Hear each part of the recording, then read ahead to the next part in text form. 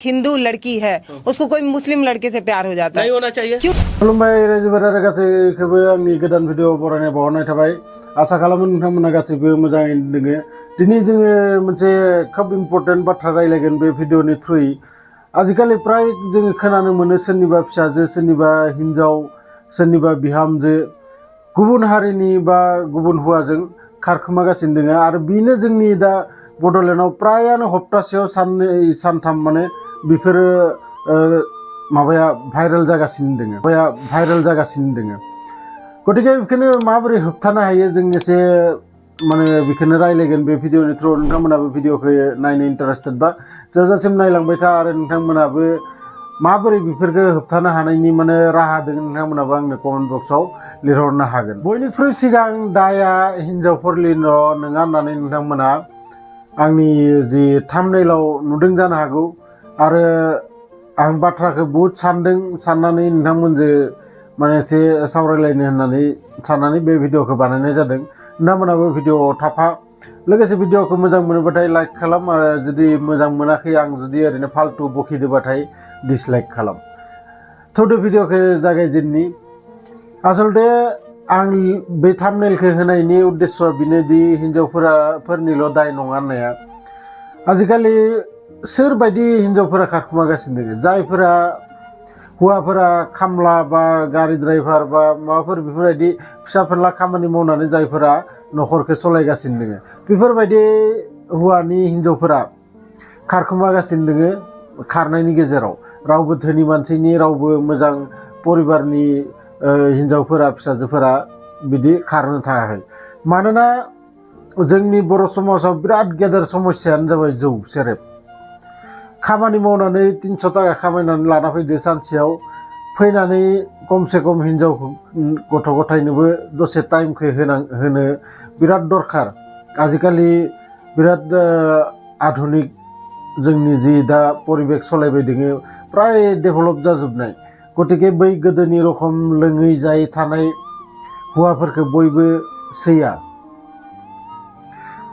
आरामसे खामानि मावना फैनानै बांसिनानो प्राय 80% हौवाफोरा खामानि मावना फैनानै मोनायाव फैसा गरनैसो लाना थांनानै सेरेब लोंहैगोन, लोगोफोरजों आड्डा हैगोन, हराव फैनानै दुब्ला जाखांनानै उन्दुफैगोन। बेफोरबायदि दाबायदियाव माने सलिला। मानोना गासैबो एसेबाबो लेखाफोरा फरा गोरों गोजा। गतिके बै गोदोनि बायदि जोङो जुदि दाबो सालायनो गिरोगा जोंनि समाजा धंस जालांजोबगोन। जेब्लाबो बेफोर खामानिखौ होबथानो हानाय नङा। आरो हिनजावफोरनिया जाबाय प्रब्लेमा, बैफोरनो बांसिन माने मेइन प्रब्लेमा। हौवाफोरा माने जेबोखौनो होनो हाला, जाहोनोनो हाला, लोंहोनोनो हाला। हिनजावफोरासो खामला माइ गायनो थांनांगो, सोरनावबा खैथा फुनो थांनांगो। बेफोरबायदिबा माबोरै जागोन?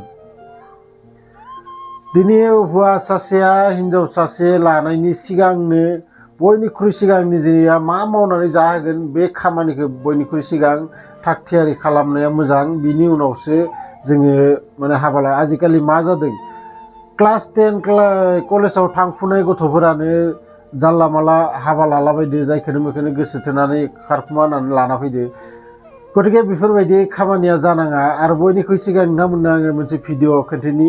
जोंनि मुंदांखा इउटिउबार, नोंथांमोना बिनि भिडिअखौ नायग्रो। 1 मिनिटनिल' भिडिअ, नोंथांमोना एसे धैर्य हमनानै नाय। बिनि उनाव आङो नोंथांमोनजों रायलायगोन। हिंदू लड़की है उसको कोई मुस्लिम लड़के से प्यार हो जाता है। नहीं होना चाहिए। क्यों नहीं होना चाहिए? नहीं होना चाहिए। अरे नहीं होना चाहिए। नहीं होना चाहिए। नहीं होना चाहिए। थोड़ी जज नहीं होना चाहिए।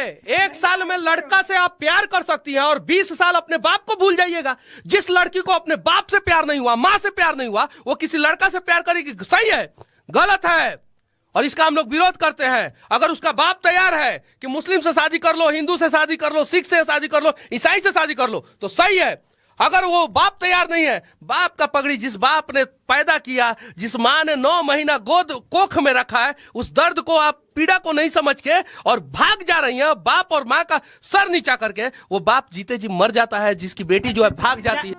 गतिके नाय नोंथांमोन, गासै हिनजावफोरा बिदि खामानि मावा, नाथाय सासे सानै हिनजावफोरनि थाखाय गासै जोंनि बर' हारिनि जेसेबां हिनजावफोर दङ गासिबो दा बदनाम जागासिनो दङ आरो जायफोरा बिदि गुबुन हारिजों बा न'निफ्राय खारखुमा लांनायनि बाथ्रा सानगासिनो दङ बिथांमोनखौ आं होनो जे दिनै नोंथांखौ 20 बोसोर बा 18 बोसोरानो जाथो बा 15 बोसोरानो जाथो न'खरा फिनानै माबोरै अननाय होनानै नोंथांखौ फेदेरबोबाय बिनि उनाव नोंथाङा बै 6 मास बोसोरसे गोसो थोनाय सेंग्रानि सायाव माबोरै एफा बिसास खालामनो हायो आरो गुबुन हारियाव थांनायफोराथ' गासैबो मिथिगौ माबोरै होखारजायो जाफिनो बा अत्याचार खालामजायो गोबां बिदि जोङो निउसफोराव खोनानो मोनगासिनो थायो गतिके एसे धैर्य हमनानै था नोंथांनि नोमा नोम्फायाबो जेब्लाबो नोंथांनि गाज्रि साना नोंथांनि नोमा नोम्फायाबो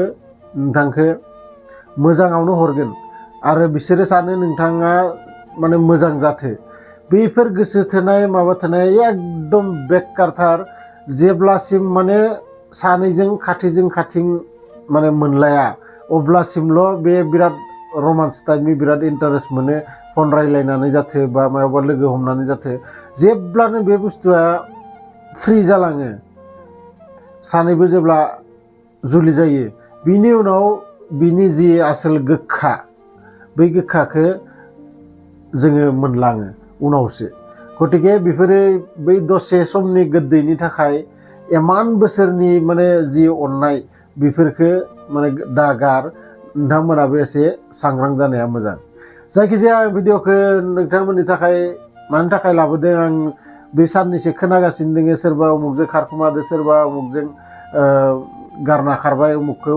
बेफोरबायदि गोबां भिडिअ इउटुबाव आजिखालि नुजाफैबाय थायो फेसबुकफोरावबो गतिके बेफोरबायदिया बारा मोजां नङा आरो बाराद्राय जादों दा जोंनि जि बर' हारिनि सासे सानै हिनजावफोरा एक्सेस जाथारदों बहुत गुबुन रोखोमनि जाथि धर्मनि सुबुंफोर दङ जोंनि माबायाव भारताव नाथाय इमान जाबायदि दा जोंनि बर'फोरनि खोनागासिनो दङ बेफोरबायदि माने इमान फिसा आसामनि जि जोंनि बड'लेण्ड इमान फिसा जायगा बे ससे जायगानिफ्रायनो इमान माबोरै माने दावराव दावसि खोनानो मोननो हागौ गतिके जायखिजाया भिडिअखौ मोजां मोनोबाथाय नोंथांमोना लाइक शेयार कमेन्ट खालाम आरो लोगोसे नोंथांमोनाबो मा सानो बेफोरखौ होबथानो थाखाय माबाफोर आखायाव लादों नामा बेफोरखौबो नोंथांमोना आंनो कमेन्ट्सआव लिरहरनो हागोन मानोना आं बेफोरबायदि कमेन्ट्सफोरनिफ्रायबो नायनानै आङो भिडिअ बानायो बिदिनो आरो नोंथांमोनाबो बेफोरबायदि भिडिअ बानायजानो लुगैदोंबा आंनो बेफोरबायदि